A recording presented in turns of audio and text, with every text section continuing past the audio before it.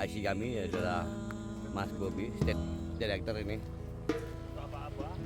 Pasir pesisir tumbuhlah tumbuh meninggilah seperti harapan Oke, ini ketua kita ini. Ya, gimana ketua capek kali hari ini kayaknya nih kita deadline kayaknya ya.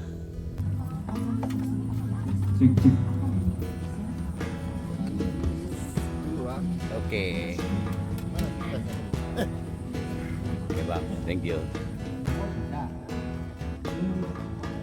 lestari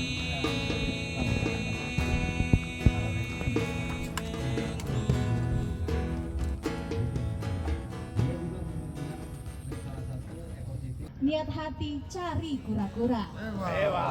Selamat datang hadirin semua. Kita rayakan mangrove tercinta. Tepuk tangan dulu untuk kita semua. Terima kasih. Pemateri kita yang sudah hadir di sini bersama kita, Kepala Seksi Rehabilitasi Hutan dan Lahan BPDAS Sejang Duriangkang Kementerian Kehutanan RI, Bapak Bagus Dwi Rahmanto. Kemudian ada yang kami hormati juga Koordinator Polisi Kehutanan KPHL Unit 2 Batang, Bapak Karmawan. Hadir juga bersama kita yang kami hormati Bapak Bambang Irwanto dari Lantamal 4. Yang kami hormati juga perwakilan dari PSDKP. Kita lakukan dengan diskusi dengan kawan-kawan semua yang hadir di sini, baik dari perwakilan masyarakat, ada dari Gakum, KLHK, KPHL Unit 2 yang menghadiri, BPDAS Sejang Duriangkang, dari PSDKP, dari Lantamal 4. Semua yang hadir di sini terima kasih, baik mas-mas yang hadir. Mungkin di sini kita mengadakan kegiatan diskusi di tengah-tengah hutan mangrove. Ini gugusan hutan mangrove paling luas di Kota Batam itu mungkin tinggal di Tanjung Piai, di Pulau Batam ya. Kalau di Kota Batam mungkin masih ada Rempang, tapi kalau di Pulau Batam sendiri yang paling luas mungkin tinggal di Piai. Dan tingkat kerapatannya masih cukup lumayan, walaupun di sini masih ada banyak kegiatan-kegiatan yang berhubungan sama perusakan lingkungan, ada yang penebangan mungkin untuk sebagian orang bako. Di sini masih tetap ada, tapi dengan keberadaan akar bumi yang di sini kurang lebih itu mengelola dan menjaga tempat ini kurang lebih 9 tahun, kita bisa mengurangi dampak-dampak kerusakan lingkungan yang ada di sini. Terima kasih semua buat yang hadir di sini. Mudah-mudahan acara ini di tempat ini kita bisa jadikan kegiatan diskusi lanjutan, bukan hanya terkait mungkin peringatan seremoni Hari Mangrove atau apapun. Mungkin bisa mahasiswa ataupun kelompok-kelompok masyarakat mengadakan diskusi terkait khususnya lingkungan di Batam. Sekarang itu banyak di Kota Batam itu kerusakan lingkungan kan sangat tinggi. Jadi kita tahun 2022 itu pernah menyatakan bahwasanya Batam darurat lingkungan. Itu parameternya banyak sekali, dari kerusakan lingkungan baik mangrove-nya. Mungkin peringatan-peringatan ini sering kita lakukan, toh kenyataannya setiap hari atau setiap bulan, setiap tahun hutan mangrove terus berkurang. Jadi kita di sini Kepulauan Riau 96% lautan, daratannya cuma 4%. Tapi kita banyak merusak daratan kita, sedangkan di sini jalur pelayaran itu sangat padat sekali. Setiap hari sekali perjalanan itu mungkin bisa ratusan kali bahkan ribuan kali. Itu dampak gelombangnya itu setiap hari mengikis daratan kita. Itu kalau nggak ada mangrove, itu lama-lama daratan kita akan habis. Jadi ini peran kita semua, bukan hanya pemerintah, tapi ada masyarakat, ada mahasiswa. Mungkin diskusi ini bisa mengasih pandangan tentang mangrove itu secara perlindungannya seperti apa, cara pemanfaatannya seperti apa. Itu aja mungkin yang saya sampaikan. Terima kasih buat kawan-kawan yang hadir. Sebelumnya selamat malam. Assalamualaikum warahmatullahi wabarakatuh. Baik, terima kasih Mas Soni atas sambutannya. Melanjutkan pantun. Kalau saya ini pantun buatan sendiri. Jalan-jalan ke Sungai Bulu. Dewa, singgah dulu di Pulau Batam. Selamatkan mangrove, selamatkan masa depan. Tepuk tangan untuk kita semua. Baik, rasa hormat saya titipkan kepada pembicara sebelumnya. Kebetulan di sini banyak orang-orang penting yang hadir, dan ini lebih penting dari apapun karena sudah berupaya menghadiri acara yang cukup jarang dilakukan di Kota Batam, tapi ini akan kita usahakan berlanjut. Di sini ada kawan-kawan dari nelayan filtering misalnya, atau ada dari kawan-kawan HNSI, ada juga dari penindaknya Gakum, ada juga PSDKP, Lantamal dan lain-lain. Ini adalah sebuah kolaborasi yang sangat luar biasa, dan kita tepuk tangan untuk kita semua. Dan yang terpenting juga ada agent of change, generasi perubahan kita, yaitu mahasiswa. Ada BEM seluruh mahasiswa di Batam. Selamat datang di dialektika kita ini, dialog kita ini, diskusi kita ini. Semoga kawan-kawan betah dan mengeluarkan semua apa yang ingin disampaikan. Ada juga dari pers mahasiswanya. Yang ingin saya sampaikan, sebenarnya latar belakang kegiatan ini mepet, waktunya mepet 1 bulan. Ketika itu pada siang hari gitu. Saya seperti bercerita dalam tulisan. Kebetulan perkenalkan dulu, nama saya Yogi Kasputra. Saya kebetulan menjabat jadi Ketua Haji Kota Batam baru 2 bulan, 2 bulan atau 3 bulanan. Kebetulan lagi nulis di Tempo dan Mongabai. Jadi pada suatu siang saya sama founder Akar Bumi dan Ketua Akar Bumi Mas Hendrik dan Mas Sony lagi di atas kapal menuju ke investigasi, liputan mendalam soal kerusakan hutan mangrove, karena kami merespon keluarnya PP 27 ya Mas, PP 27 soal penyelamatan mangrove. Kita coba cek seperti apa kerusakan dan seperti apa harus menyelamatkan mangrove. Kita datang ke Dapur 12, ada Arang Bakau, kemudian kita datang ke Pulau Pial, Pulau Layang, ada reklamasi yang menimbun mangrove. Rencana kita melihat 1 pulau, ternyata di sana 3 pulau yang direklamasi dan mengancam lingkungan. Dan di situ, dan baru-baru ini KKP alhamdulillahnya sudah menyegel tiga pulau itu. Sampainya pulang itu kita sempat diskusi,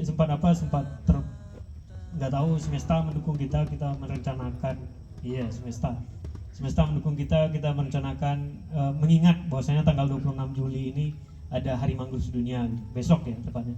Makanya kemudian inisiasi dengan bantuan Akar Bumi kita bikinlah acara Hari Mangrove Sedunia ini, tepat 1 hari sebelum Hari Mangrove besok.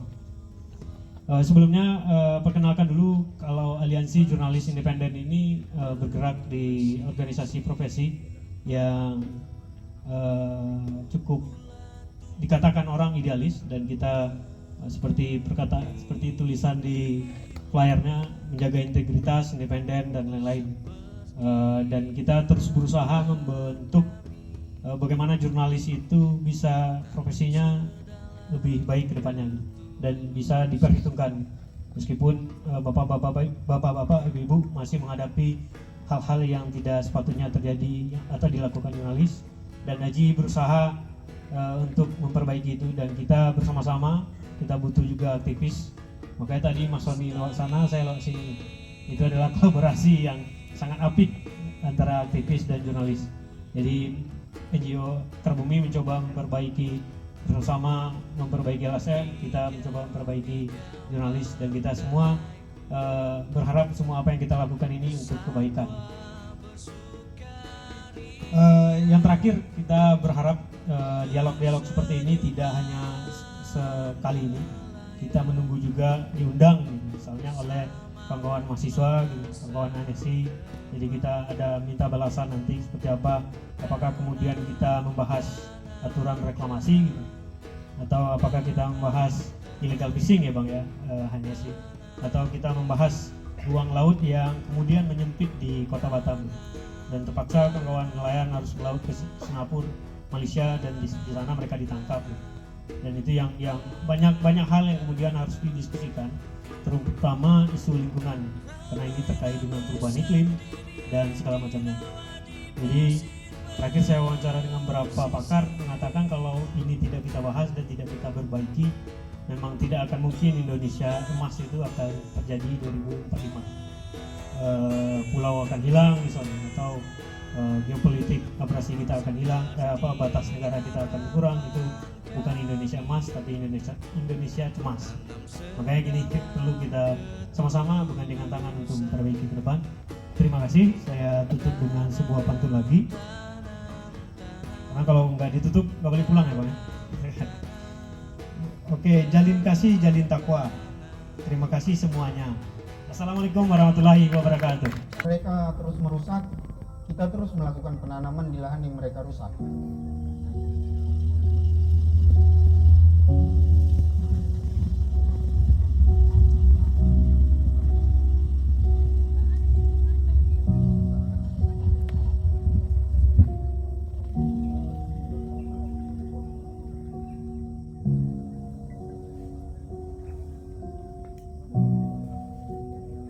Jangan kita ada yang nanam sebagai yang nebang. Bagi saya, semua saling menjaga. Karena itu tentu ada kendala-kendala yang perlu dihadapi.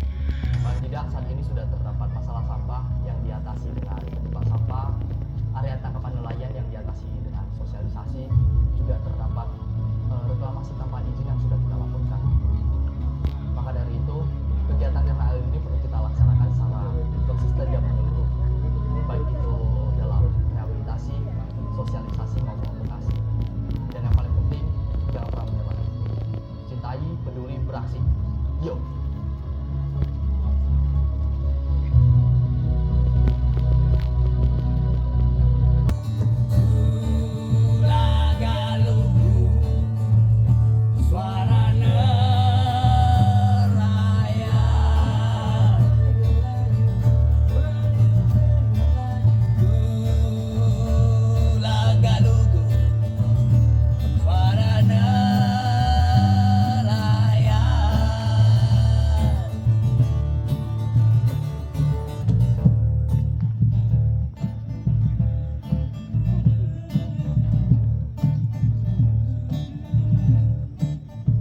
Doa para pelaut yang tabah,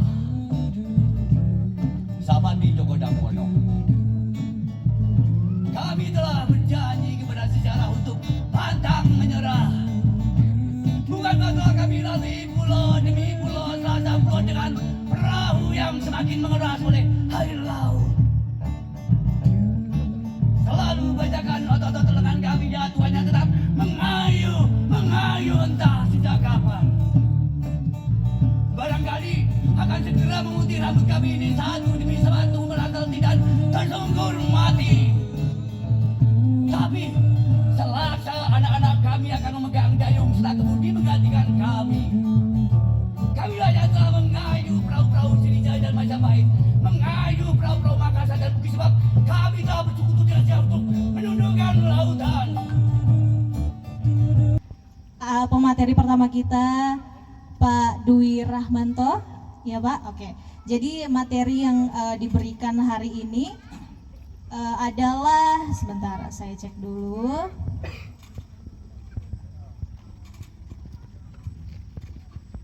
Ya, materinya adalah strategi Kementerian Kehutanan merehabilitasi mangrove. Betul ya Pak ya?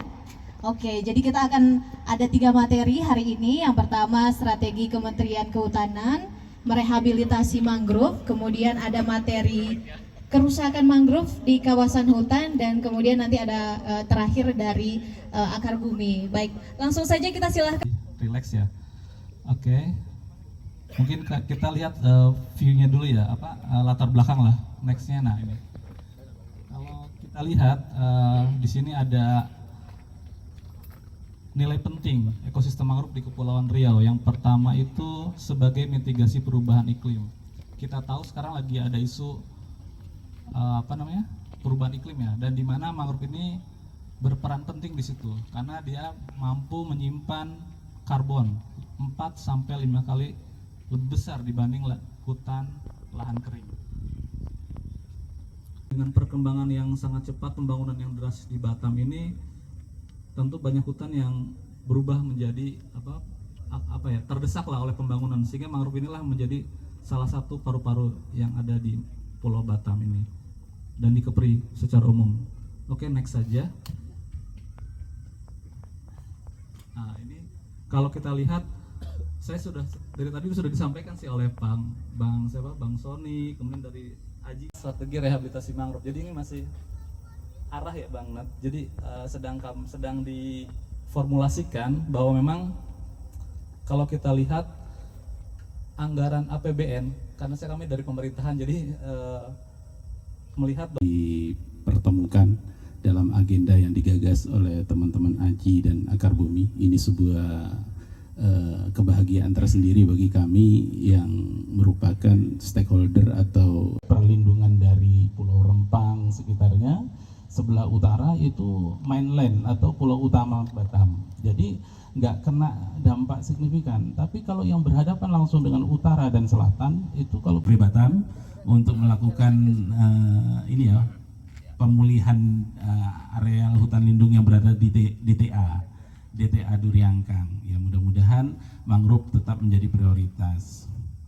Terus kesimpulan berikutnya, peran aktif masyarakat sangat menentukan kelestarian hutan mangrove.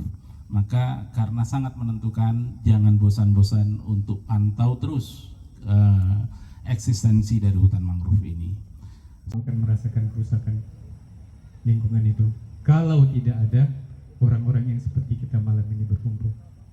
Mudah-mudahan apa yang kita kumpul malam ini bisa disampaikan ke Pak Presiden, karena dia yang punya remote-nya. Tapi nggak tahu itu bisa sampai atau tidak. Melalui mahasiswa, terus perangkat negara, perangkat pemerintah,